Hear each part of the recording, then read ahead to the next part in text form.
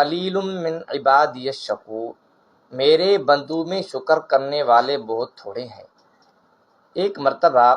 خلیفہ دوم سیدنا عمر فاروق رضی اللہ تعالیٰ عنہ نے دیکھا ایک دیہاتی شخص تنہائی میں دعا کر رہا ہے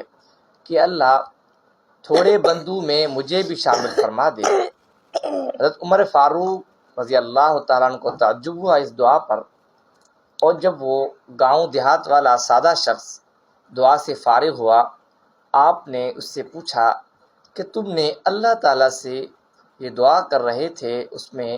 کہ مجھے تھوڑے بندوں میں شامل کر دیں، اس کا مطلب کیا ہے؟ حضرت عمر فاروق رضی اللہ تعالیٰ عنہ کو اس شخص نے جواب دیا کہ اللہ پاک نے قرآن پاک کے اندر فرمایا وَقَلِيلٌ مِّنْ عِبَادِيَ الشَّكُورُ، میرے بندوں میں شکر کرنے والے کم ہیں،